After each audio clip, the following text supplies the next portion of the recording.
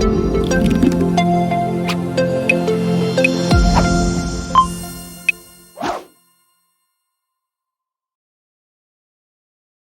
everyone, and welcome to my channel.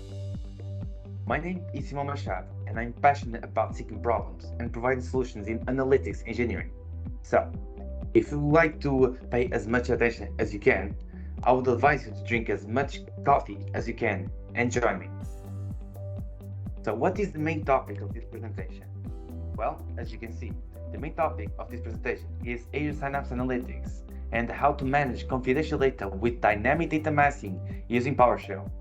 I know the carnival season is already over, but this may help you. So, let's skyrocket this presentation. What is the main topics that we will be talking about? Well, first, dynamic data masking. I'm going to teach you what are the main concepts of it. Second, some use cases. Third, tools and setup. Four, the main problems with it.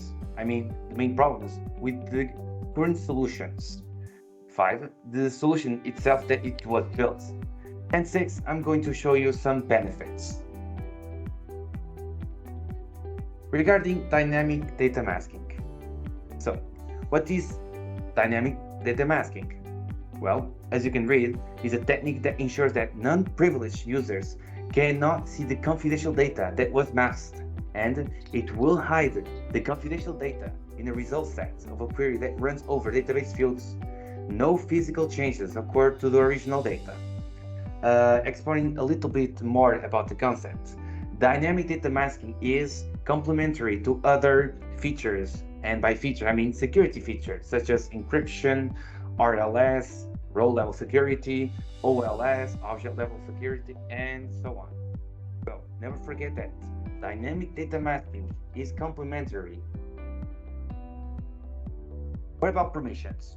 Well, SQL users and roles only need to create alter table permissions on Schema to implement dynamic data masking and view the confidential data that was masked. This is privileged users roles. And the SQL users roles with only select permission on the schema cannot view the confidential data that was masked. This is non-privileged users or roles. Just one thing that I think it is important to mention is that there are a set of privileged Azure Active Directory identities that get unmasked data in SQL query results. And what there is to know about masking. Masking rules define the database columns to be masked using masking functions. There are a few masking functions and some from specific scenarios. In this case, the main masking function that will be used later will be the default function, since it can be applied to most of data types. And if you want to know more about the other types of functions, there is a last slide on this presentation where you can see more functions that there are in the reference section. Well, and what does the main masking function, the default function? Well, it depends on the data type. If, as you can see, it hides the data as an XXXX or fewer X's if the size of the field is less than 4 characters for string data types. Uses a 0 value for the numeric data types, and there's other data types such as datetime that it will put a default pattern of datetime. What about use cases? Well, there are many use cases, and one can be personal information. So if we are talking about tax identification numbers, it will be masked as 0. Or if we are talking about email addresses, it will be masked as XXXX, and phone numbers will also be masked as 0. About the third topic, which is tools and setup. Well, you can use this feature of dynamic data masking with the following tools such as Azure Synapse Analytics, but only on dedicated SQL pools, Azure SQL databases, and Azure SQL Managed Instance. And the way you set up the dynamic data masking on these tools are, firstly, for the Azure Synapse Analytics dedicated SQL pools, we have REST API, the TSQL language, and the Azure portal. For Azure SQL databases, we have the same REST API, TSQL, and Azure portal. And what about Azure SQL Managed Instance? We only have REST API and TSQL, and we can't configure it through Azure portal. One small note is that the functionality is also available in the old-fashioned SQL Server, starting from SQL Server 16 version, and it can be set up using TSQL. What about the problem? But what is the problem? The main problem with the setup. What is the problem? Well, the problem can be the repetitive work that a person needs to do, the workload, the many steps to take into account to configure the dynamic data masking, as long as the code rewrites. And what is the solution to these types of problems? Well, the solution is to use Azure. In this case in case of this tool, we can use PowerShell to set up dynamic data masking, and we can set up this dynamic data masking using PowerShell to the Azure Synapse Analytics dedicated SQL pools, to the Azure SQL database, to the Azure SQL Managed Instance, as I've said earlier. And in this scenario that I'm going to show you right now, I'm going to use the PowerShell with the Azure Synapse Analytics, but to be honest, I'm going to show you how to use PowerShell with the Azure SQL databases, because it is easier. But if you have never forget this, if you have a Azure Synapse Analytics dedicated SQL pool, Azure SQL databases, or Azure SQL Managed Instance, this solution will work as well. So, what can we do and what should we do first in order to implement the solution that it was built?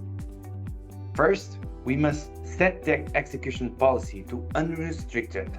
And by that, I mean you need to execute this code right here in PowerShell.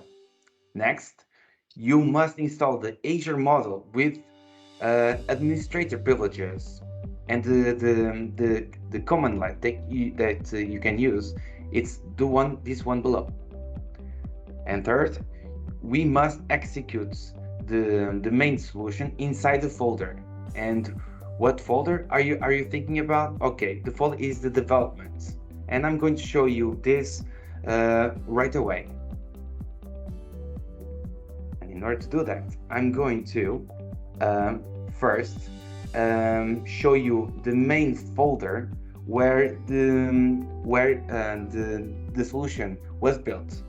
So here we have the main class of the solution. For obvious reasons, I'm not going to open it, but we have the main class, and we have the main script where people should normally execute the logic. And then we have these config files, and these config files are very important, because in this config file, if you open it, we will have the main databases that you can configure. And by databases, I mean not only, as I've said this many times before, not only Azure SQL databases, but Azure SQL, Azure Synapse Analytics, dedicated SQL pools, Azure SQL Managed Instance, and so on. And in order for you to configure this solution, you need to provide the subscription, the resource group, the server and the database. And what about the rules? Okay, the rules, as I've said before in this presentation, are the main rules that should be applied to hide the data. And if we open this file, we will get the rules that in this scenario we will hide. And the main columns of this configuration file are rule, database, schema, table, and column. And before we go to the PowerShell, I would like to show you how the data is displayed at these precise moments. And for me, in order to do that, I've already run this query so that you can see that the data of this table is not hidden. So you can see all the data. Okay. Next, we should then open the PowerShell so that we can execute the solution and you can see the results. So we are going to open the PowerShell. I'm opening it right now, and don't forget that you must open the PowerShell with administrator privileges. I'm going to open it right now. I'm going to click yes, and it's going to open for me. Okay, once you do that, you must, as I've said this in the PowerPoint, you must set the execution policy. Unrestricted.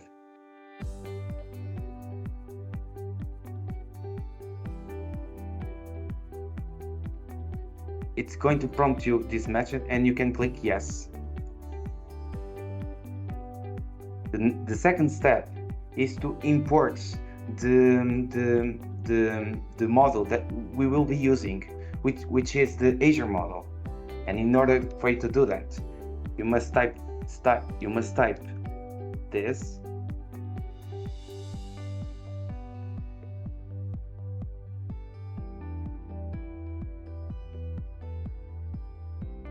Not this. The name of the model. Let me just check it if I did it right. Install model name Azure. Okay. And you can press enter. Don't forget that if you didn't open the PowerShell with privilege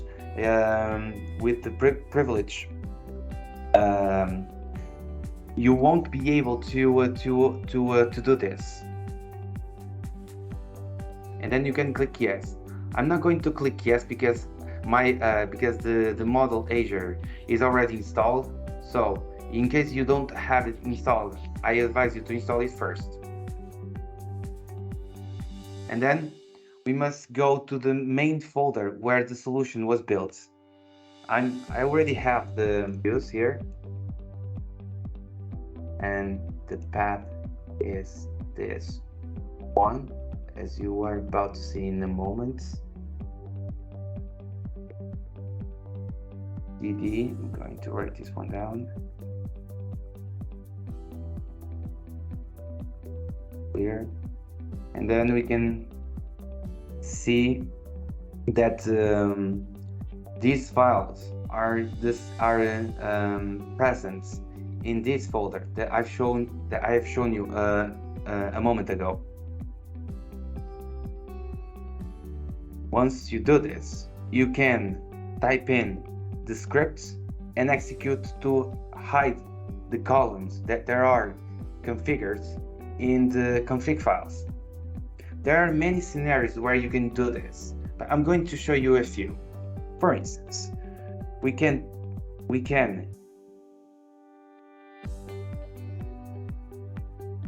run the scripts.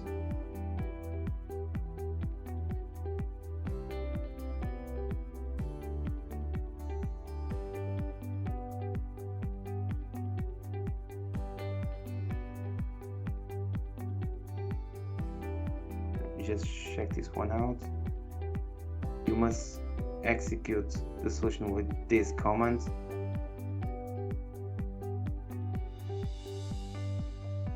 Was missing.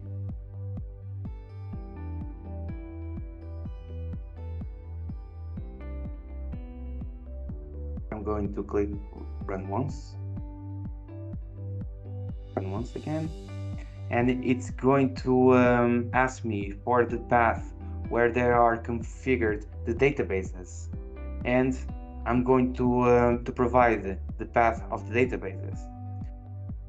So I'm going here, provide the path to the databases, but once that I'm already in this folder, I only need to type in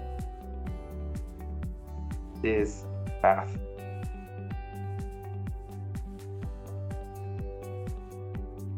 And then it's going to prompt me the second message asking me for the path, so that we can apply the rules that there are in the config file. I'm going to give this as an input, where are my my main rules.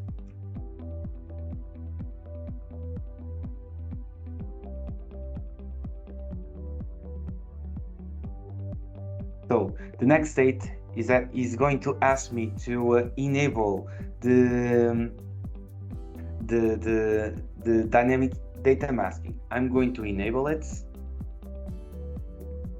or you can just copy it. And then it's going to ask me if I want some user or role to be considered as a privileged user or role. In this scenario, I don't want.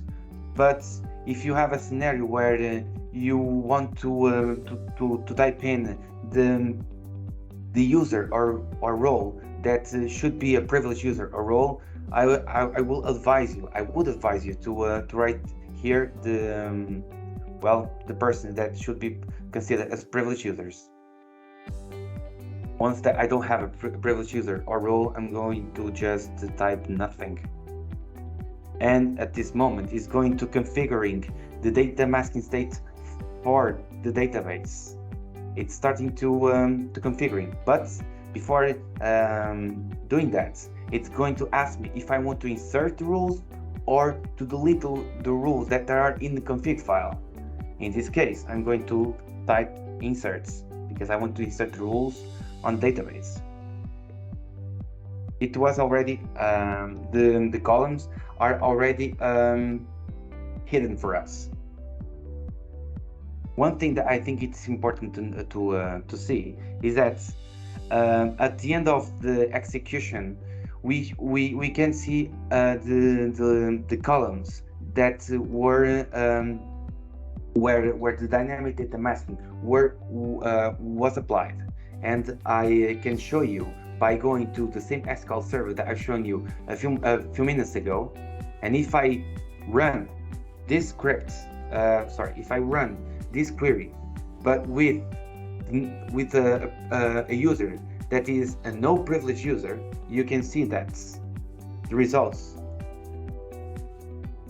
will be that this column and this column that was configured in config files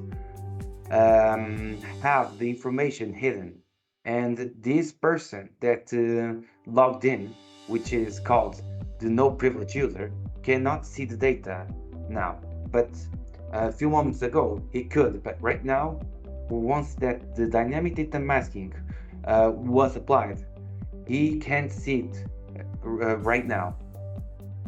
So if you want to undo this procedure, we must do the exact same thing as I've done a few minutes ago, which is to, before I do that, I want to clear the screen. I'm going to execute script again. I'm going to enter the path of the databases once again. The same thing can be said for the rules.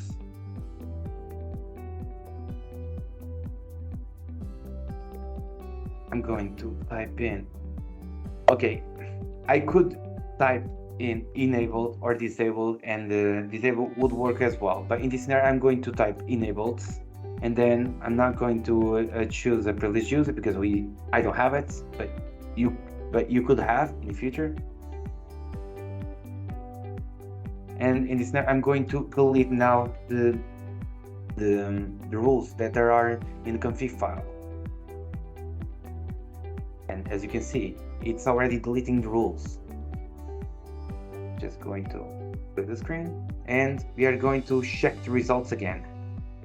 If I press execute, you will see that the data will again be available to the no privilege user. As you can see, now the no privilege user can see the data. Well, these two scenarios are two scenarios of several scenarios that this solution can be applied. Back into the main PowerPoints, we can have some benefits with this solution that was built. Okay, and the main benefits can be work automation, reduce workload, minimize errors, efficiency, and once you have done that, you can focus on what's important.